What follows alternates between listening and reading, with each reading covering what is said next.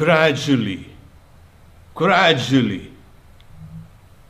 the mind has to be controlled by the faculty of intelligence, of buddhi. And one must not think of any other thing while doing that. We are going to discuss today the networks of the mind.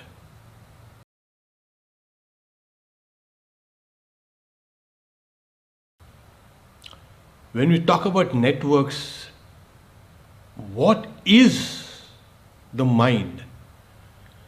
The mind is a material entity. That is conclusively proven not only by science. Vedanta and yoga proved it ages and ages ago.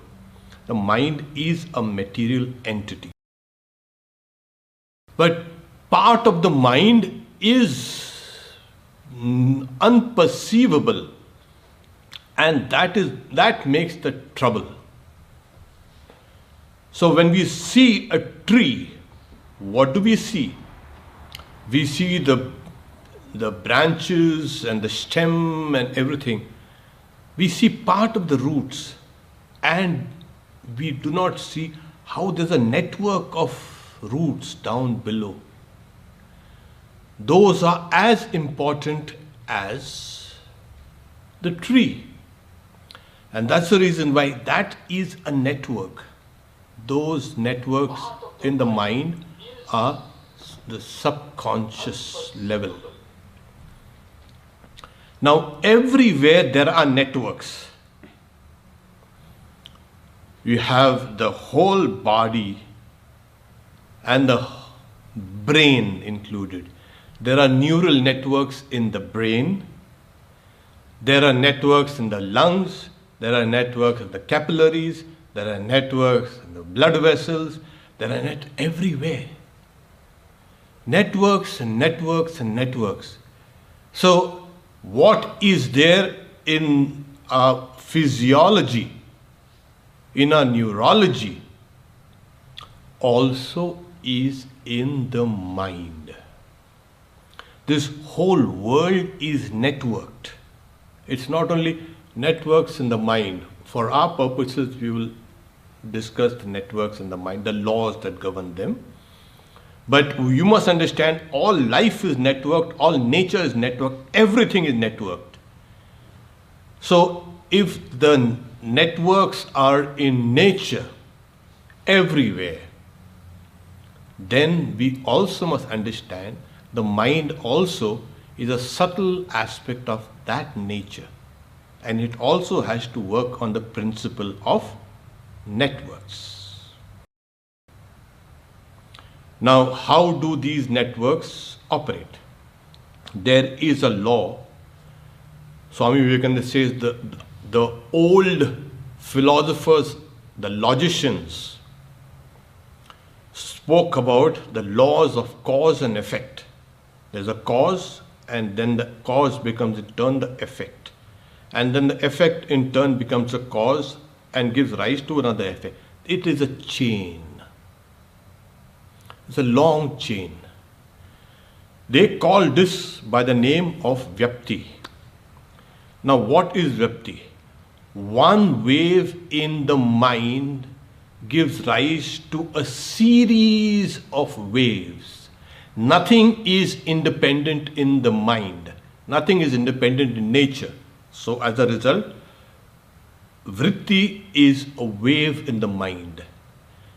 And when one wave arises, it gives rise to a series of waves, the chain effect. It's like, we have this, even when you split that, so here when you look at the dominoes, so you find one domino rising and lifting the other.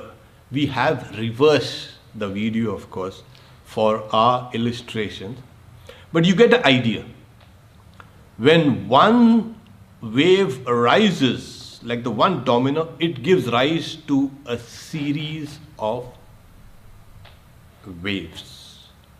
And this spreads all over the mind. Now, the sensation, the stimulus comes from outside, and it awakens a wave, and that wave awakens then a series of associations. It's very important that the mind, or anything in the mind, an idea, a thought, or an emotion, gives rise to a series of waves. This is the power of association. It's a long chain. Okay. This has to be understood, because people are trying to control their mind.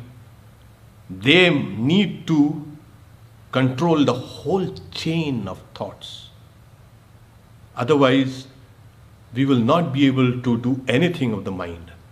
So, a stimulus comes from outside, and stimulus also might come from inside. You may remember one thought, and then a series of thoughts that are associated with it arise. Now there's just not one series, but overlapping series and series of chains, as it were, associations that rise with one thing. There is then another law in nature we find, which is also found in the mind, and that is called Pravritti and Nivritti. Pravritti is that which circles away, and Nivritti which circles inwards. It's very important to know that this law of Pravritti and Nivritti pervades everything in this universe, from the subatom particle to the mind to everything in nature. So one is, as you see, it's spiraling towards the center, and that is the Nivritti. As you keep on saying, things pull, and then again there is something called a Pravritti. It disperses. It gravitates towards center and disperses. Things that you loved and liked, now that very thing has been broken. Who broke that? It is the power of Nivritti. Gravitates, Pravritti, and then the gravitation breaks, Nivritti. So there's always a force and a counter force working on everything. Centrifugal, centripetal, and the gravitation, everything in the universe comes to a center and disperses. We see it all over nature. The mind also functions on these two powerful forces. One is the power of association, Vyapti, and then the forces that gravitate towards the center, you, in the mind, and that which is countering that force. In a healthy mind, both these have to be balanced. So when a force comes in, and you gather everything, this is me, this is for me, my wealth, my name, my fame, and all these things. And then after a while, that thing breaks. It goes. That is unselfishness. Selfishness, unselfishness. Morality and immorality. So this whole nature works on this nature of the mind. These are the networks. Now, everyone who has tried to sit down and meditate, they understand. When they try to sit down and meditate in the first few days, everything goes well. And then after a couple of days, or after even a couple of hours, you see all the, you can say, garbage coming out. All the old fossilized thoughts and all those things that you had forgotten, all the horror and all the good things also come. And that kind of disturbs you.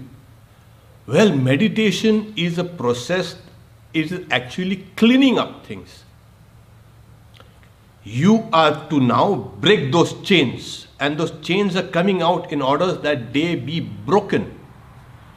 And if the chains of memories can be broken when they come out, when they emerge out, not when they have been submerged, then it becomes easier. But people without any grit, they get dissuaded quickly from those chains, those sequences, those series of thoughts that emerge out.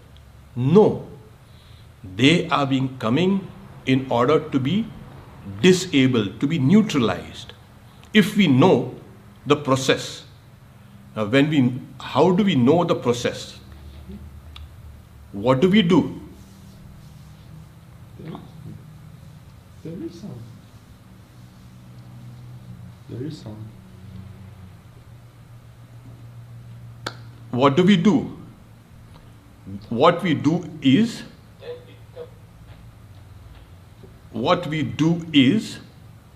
there was a slight, you can say, technical, you can say, difficulties here. Okay. So these series of these sequences, they emerge so that they have been destroyed. Now there are millions and millions of sequences there in the mind. So what do we do? And we find the Yoga Sutras say there are two types of, or two classes of waves in the mind, those vyaptis, the long sequences. One class is called painful and the other not painful. It's called klishta and aklishta. Now, first we zero in on, the Yoga Sutra say, zero in on controlling the painful waves in the mind. It's called the klishta vrittis. Swami Vivekananda translated it as pain-bearing obstructions. These are obstructions, but they are painful. Now, what are they? They are ignorance, avidya, asmita, raga, dvesha, abhinivesha. That is ignorance. Then we have the sense of egotism, attachment, aversion, and the clinging on to life, a fear of death. These are the 5 broad divisions of these painful vrittis, waves in the mind.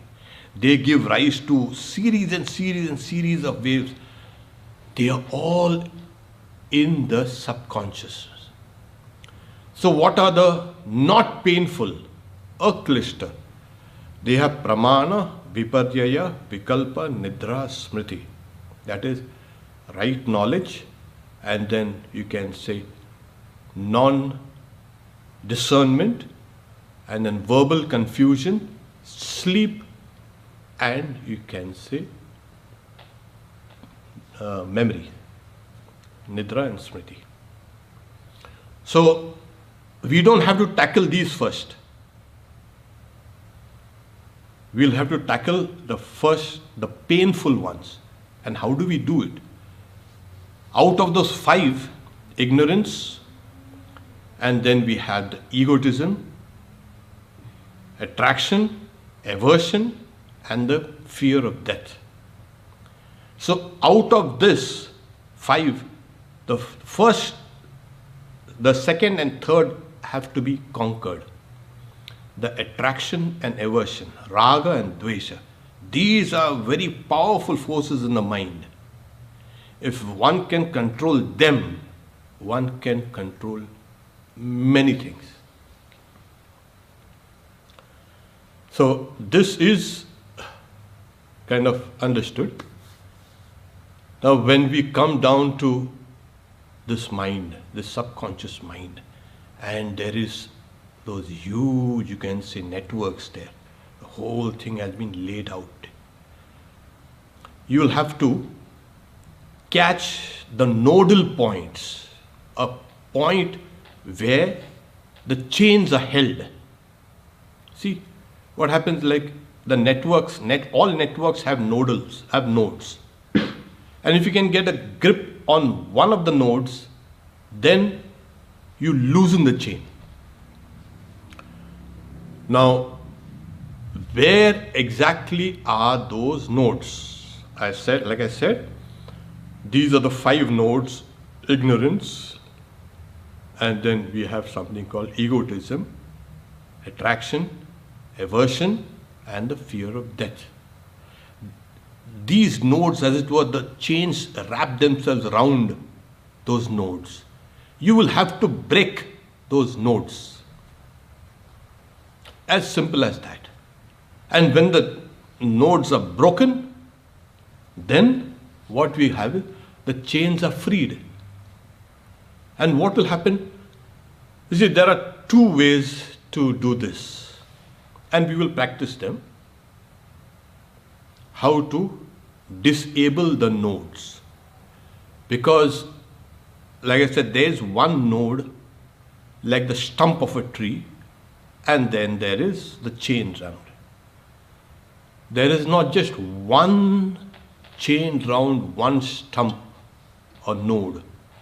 There are hundreds and hundreds and hundreds of chains all across, from spreading out from those nodes. And this is how we have to now take care of. How do we take care of? First is 2 things. The only weapon that you have is attention. Oh, once again, that old attention. Yeah. Yes, attention is a very, very powerful, you can say, factor. As things emerge out, it is your attention. So, there are 2 methods. One is to break those nodes, breaking them, and once you break those nodes or that stump where the chains are wrapped, then chains become free. You feel liberated. And then next is creating a new network. The first example is, suppose there are some people who have a smoking habit or a drinking habit. Okay. Now that habit has become a chain, it's a bondage. It's a long sequence of changes. The moment a person sees that stimulant, all those thoughts arise in the mind, the vyapti. Now, we also know that people can break habits. The very fact that habits can be broken means, yes, there is a counter force also prevailing that has to be kind of unearthed. So what happens is the Pravritti is coming out from you and going out, and the Nivritti is from inside, from outside in. These 2 forces, counter forces, they counter each other. So it's just that one must be able to see that nodal point or that stump where those chains are held and break those nodal points or stumps, and then you become free. Then the mind's processes itself takes care of breaking that old chain. Second is, like we have now the 5th generation, 5G networks being laid down in the country. So we are laying down a new network and discarding the old networks, 3G or 4G, whatever. What are we doing? We are replacing those old networks with a new network. And the new networks are nothing but, you can say, divine thoughts. What we can do is practice is, sit down straight please.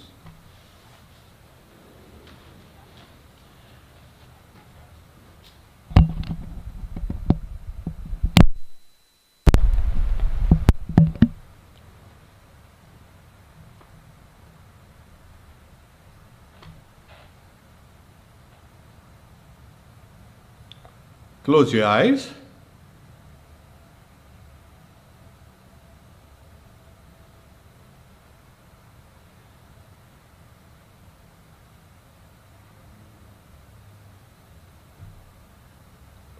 I would like you now to become aware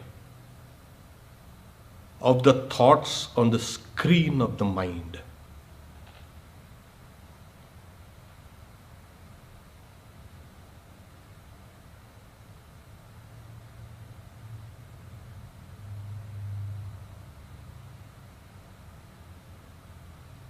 Right now, many of you must be experiencing there are very few thoughts. The reason is because the mind is yet more externalized than internalized. As meditation becomes deeper and deeper and deeper, then those old networks keep emerging out. That's the, you can say, enemy. That is the way you need to attack. The moment you see a thought which is nothing but a smacking of aversion or attachment, just pay attention to that particular thought. There is a kernel, a core to every series of thoughts. Hold on to that core and disable it.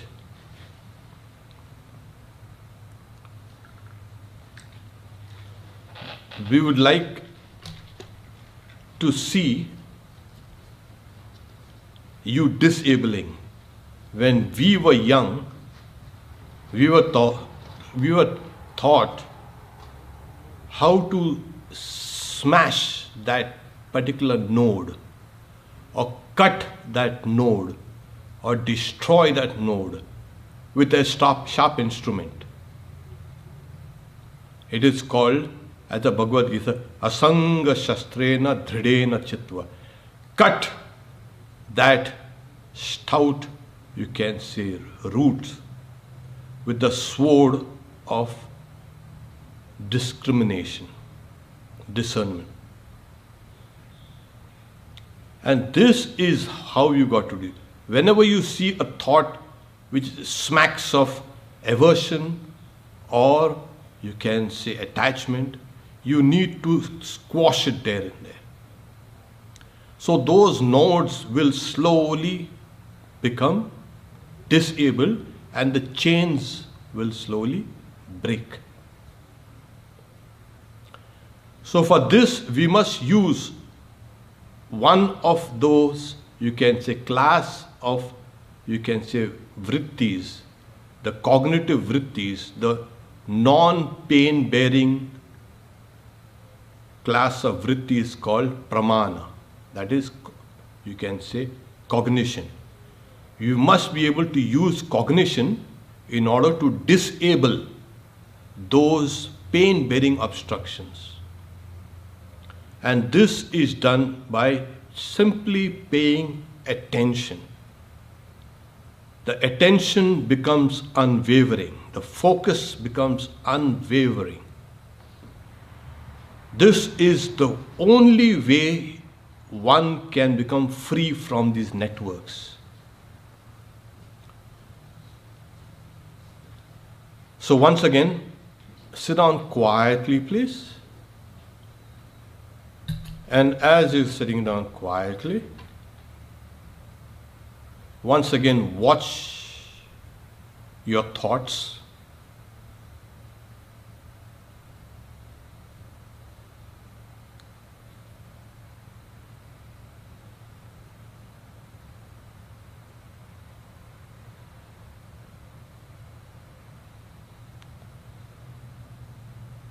Just pay attention from where the thoughts arise from, the core, the kernel.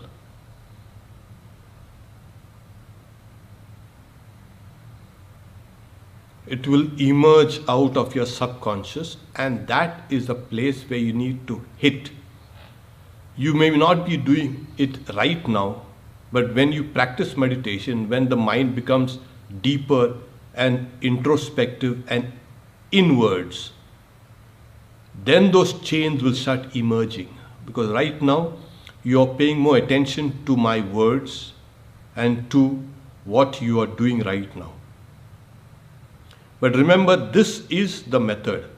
Use attention in order to break those nodes in the network, and the network slowly becomes disabled. And as you begin disabling, or you can say destroying the old networks, you will have to build a new network. Now, how do you do that? You do that by thinking of your chosen ideal, or your symbol of God, or something divine. Close your eyes, and in the center of your chest, visualize your chosen ideal.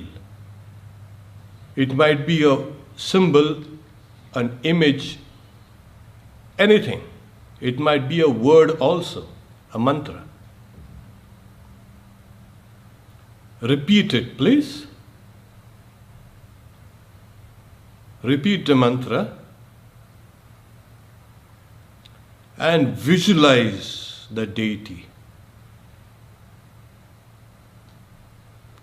Visualize Shri Ram Krishna within your heart.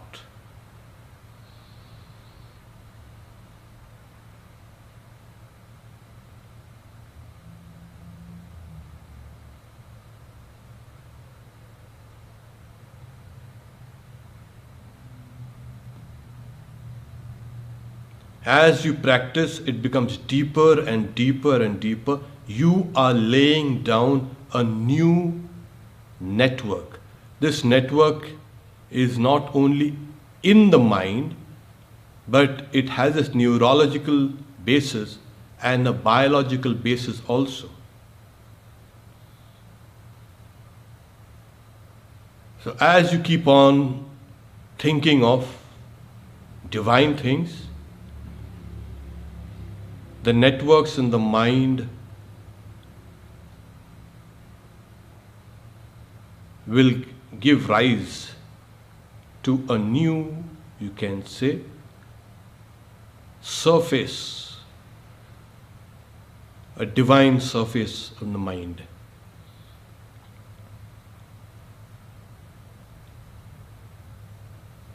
And that will influence the neural networks, and the neural networks will influence the biological networks.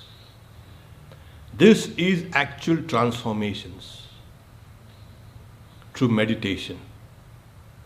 And as we keep on doing this over and over and over again, we are disabling old networks and building new networks. And then we will come to a stage where you have seen that you're using the laws of nature, the powers of nature, which are also the powers of the mind, in order to, you can say, meditate and improve. So, to recap a bit those two laws, one is the Vritti, where one wave gives rise to a series of waves. One thought of the divine will give rise to the series of divine thoughts. And the Pravritti and Nivritti, that which circling outwards and circling inwards. What happens is, a healthy mind, as I've said, have both these in balance. Things may come good or bad. That is the nature of the world. It will come in the mind, but they will not stay for long, because it will be broken up by the counter forces and it will go off. It will leave a residue, but that can be conquered later. We'll stop here for today. If there are any questions, we can put these questions. So there is a question here. Someone is experiencing anger during meditation, and some thoughts about people come this anger. So he's imagined during meditation that he's cutting those thoughts. But but he still keep thinking about it after the meditation, when they will ever go away. Yes, so you are not cutting them on those very nodes. What makes you angry? Find out. If it is anger that is rising because of jealousy or hatred or egotism, that's the place where you need to hit. And there's another method. If thoughts of anger comes, think of thoughts of love. That will counter this chain. As well as you can also find when thoughts of people come, think of lonely places, mountain tops, deserts, where there are no people, forest. So you'll have to balance one chain of thought network with the other in order to disable it. But like I said, if they are coming, you are letting them also come in. So we are completely under the power of networks. So find out, and one has to be brave in this thing, self-analysis. Find out what exactly angers you. Don't run after the chain. And then when you find the cause, break it. Because the Vritti is the law of causation. One wave of anger gives rise to another wave of anger, and then over and over it. Okay. He has a follow-up question, which is, should I avoid seeing these people that he feels angry towards? Oh no, running away will not do. Find out where exactly, what exactly is disturbing you. I want you to avoid bad people, of course. I mean, the criminals and this and that and all. You don't go and say, oh, you know, I'm the Atman and you are the Atman. No, you have to keep yourself away. But at the same time, you must be able to insulate yourself. You cannot be running away from people and things. That is not living. That is running away. Tell yourself that you are strong, you are part of the divine, and that all strength and succor is within you. Awaken your own strength and face people. Be articulate. The only problem why people run away from other people is lack of articulation and knowledge. When you are sure of yourself, very sure of yourself, you build self-confidence. Another question came. Maharaj, I'm having trouble with the concept of the negative being inside and the positive being outside. Can you clarify? No, both negative and positive are inside. There is no such thing as negative and there is inside negative and positive outside. No. Both negative and positive are inside. There are golden chains and there are chains made of iron. Both are equally strong to bind. Now what we need to do is, you can say, those negative forces also come in, and if you can let them work their way in, you must be also let them work their way out. So both negative and positive forces come in. Pravritti and Nivritti are the two forces that either go out of you and come within you. The world is a mixture of both good and bad. How do you avoid it? This is the way. What we do is, when things come in, which I have a self-interest in, I keep holding on to it. That is a problem. The moment I keep on accumulating things, heaping them on that center, and I don't want them to go away from me, that is the problem. So things will come in and things will go out. The river is constantly flowing. Let the flowing river continue. Don't try to dam it. So things will come in and things will go out.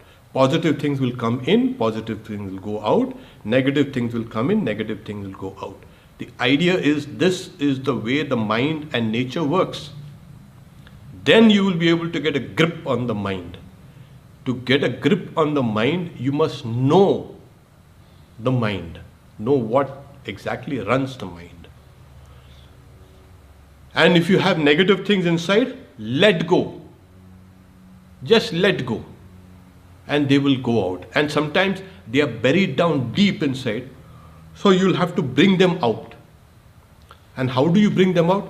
Through the power of awareness, attention. Face those things completely. Those that embarrass you, those that make you grimace, you wince, those that make you cry, those that make you agitated. Face it. Let them emerge and you look at those things. And as you look at those things, they will become disabled. Question regarding the flame meditation. During meditation, focus on the flame. Should I repeat the mantra or should I just focus on the flame? If you can do both, good. If you can do one of them properly, just focus, that also is good. So I would like you to focus on the flame and narrow it down from the periphery down to the center, and at the same time repeat the mantra. You're using both the name and form principles of the mind.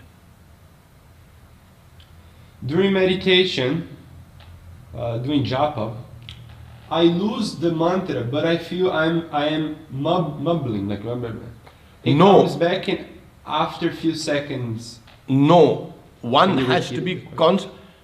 when repeating the mantra, sometimes you lose a kind of awareness and it's like you're mumbling something and then suddenly you come back.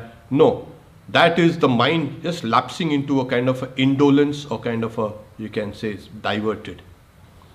One has to become aware. See, what happens is, this is a powerful tool in your mind. So one has to repeat it, the mantra, while thinking of its meaning, and as I've said before, also visualize the image of the deity. So these three things have to be done simultaneously.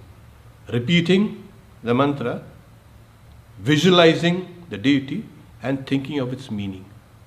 So this occupies the mind. It makes the mind perfectly alert and conscious. Last question. Pranam Maharaj, I feel the distance between myself and my mind after meditation. How does one increase the quality of meditation? Because after some time this disappears. Oh, if you can, if you are feeling different from the mind, that's wonderful. That's in one of our future videos, we will discuss this. Oh, that's wonderful. You are actually not the mind at all. You have got into this mess due to an old, you can say, ignorance, avidya, they say. And we think that we are mind, the thoughts are mind. So if you can disassociate yourself from the mind, it's good. But we are talking now about the subjective and objective mind. It is within something called antakarna, inner instrument. The mind is objective. The seer of that mind is the subjective mind or the buddhi.